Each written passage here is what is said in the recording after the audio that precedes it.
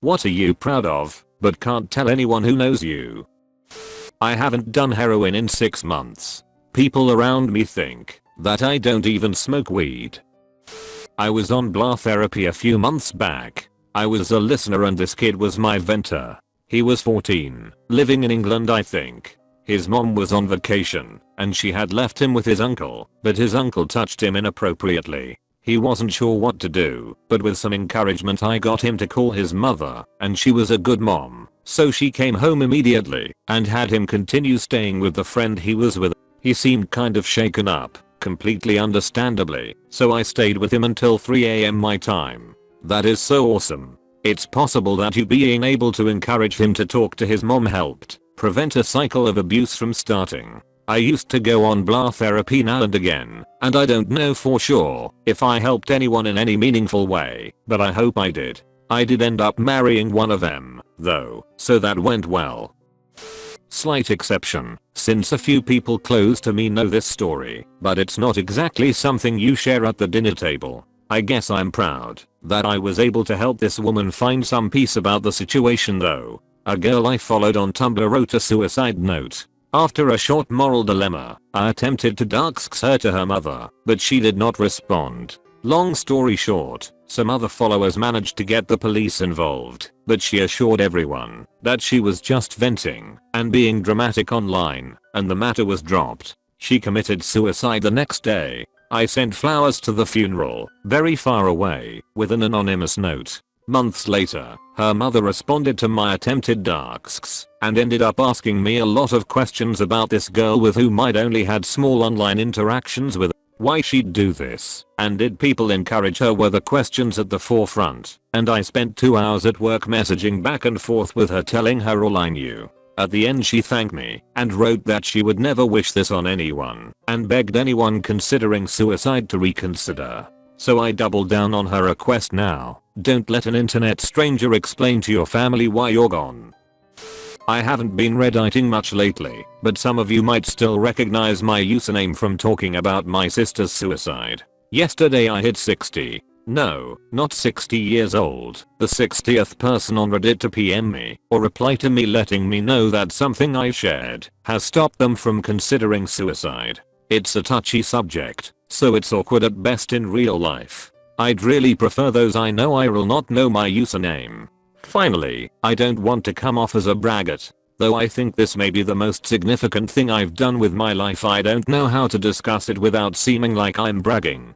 Quite the opposite, I'm profoundly humbled by it. Now, to be clear, I don't think that I've actually stopped 60 people. I'm sure some had idle ideation and never would have done it. I'm sure some would have tried once or twice, but fail and change their minds without me. As much as it hurts me, I'm sure some meant it at the time they messaged me, but have since changed their minds. But equally I'm sure that it's very likely one or more people is alive today because of something I wrote. If even one is alive, both my writing and sharing have been justified 1,000 times over. I cannot tell you how much that means to me after having gone through the pain of my sister's death, to know I might have spared others similar pain.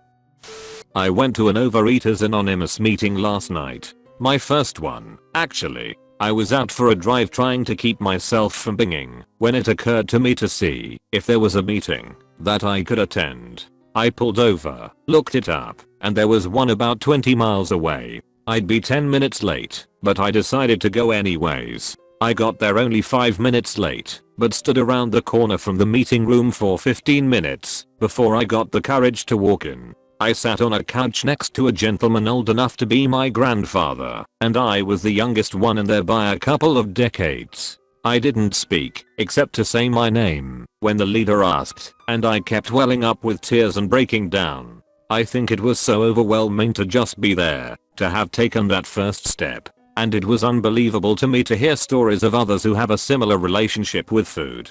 I've applied to the police academy of my nearby big city and have already passed the written test and the oral interview. I didn't think it was likely that I'd pass either one, especially the oral interview.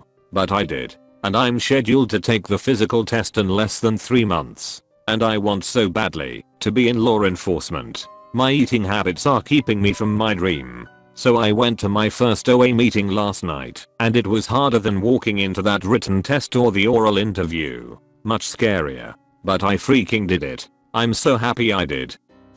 I'm learning to become a great advocate for my kids' medical and educational needs. It seems like it should be easy as a parent sticking up for your kids, but in reality when someone with authority says, I know what's best, they're fine or they're getting the best we have, it's hard to say you're wrong. My daughter suffered with terrible eczema for almost 2 years because her first pediatrician kept telling us it was normal for babies to have it. We were on Medicaid, it was our first kid, and we didn't know how to argue.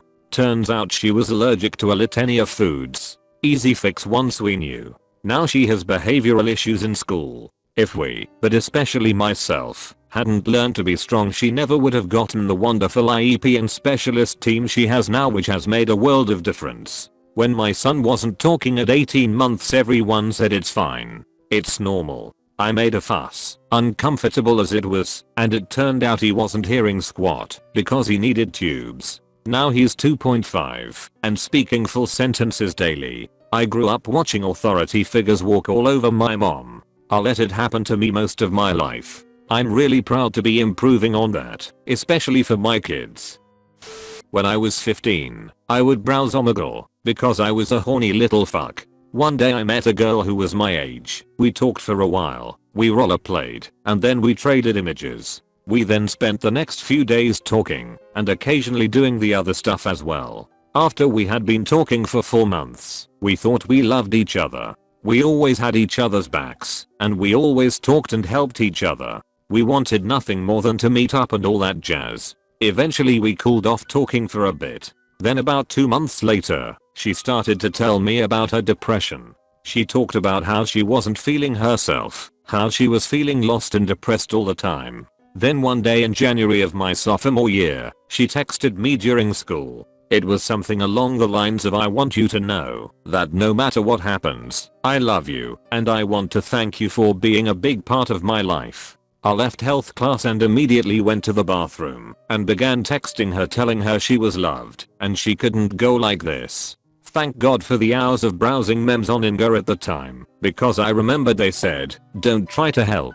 Best thing to do is to call a professional. This will only make this longer, but this advice saved her life. My brother had to do the same thing with a friend he knew IRL, and he said he was hesitant to call 911 as it felt like he was betraying his friend. His English teacher had told his class that calling 911 will be hard to do and it'll feel like betrayal, but it has to be done. I remember my brother telling me that and acted. So I just called 911 and told them my friend was about to commit suicide and told them the town she lived in. They directed me to the police department of where she lived, and I talked to them and told them her name and that she was in high school. I came out of the bathroom and went back to my health class after an hour of calling the police and trying to keep her in contact with me. When I got back, I was directed by my health teacher to the counselors because I was crying. The counselor called her school and told them what was going on and asked to be updated.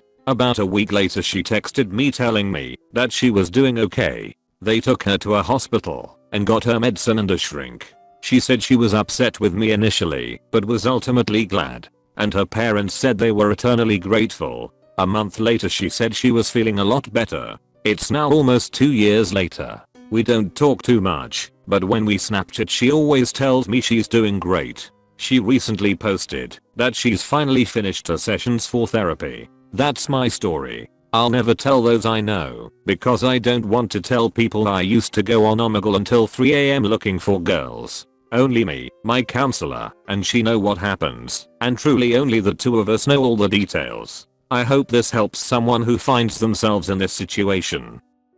Mine's is small in the grand scheme of things. Even in the small scheme of things it's not big either. I have told people of the event, but not why I was proud of myself for it, because I found it embarrassing. Years ago I was walking home from my university at about 11ish at night listening to music, and I thought I heard a noise in the massive park beside me during a lull in the song. When I turned off my music I could hear crying and muffled screams. Now I've always thought it helped someone in need, but was never sure if I was all talk and just a coward at heart, as I have always doubted myself. Well, once my mind took its time to understand the implications, I vaulted the fence and beelined for the noise. When she came into view, I saw a figure behind her. I hit it with such a force I tore through a massive bunch of shrubs and uprooted them.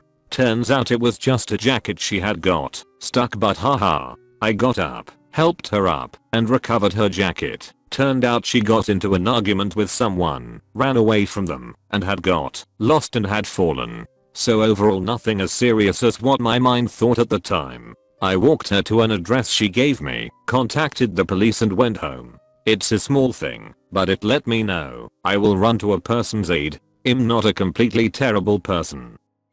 This will probably get buried, but anyways, I'm not particularly good with girls, and I moved to a new city earlier this year where my friend introduced me to a girl. We hit it off and started dating. Well, due to my aforementioned lack of skills with girls, combined with going to a military academy and then a job that traveled all the time, it had been around 7 years since I had had a relationship. A few flings here and there, but no relationships, and to be honest, I was starting to feel like I was never going to meet anyone and end up alone. I am terrified of being that weird uncle to all my friends' kids that dies alone. Well, the relationship just didn't work. We had fundamental incompatibilities, and I wasn't happy. She, on the other hand, was completely into me and probably would have married me after dating for only a few months had I asked. I ended the relationship. I'm really proud of myself for refusing to settle for a crappy relationship, despite wanting someone in my life being one of my biggest desires right now.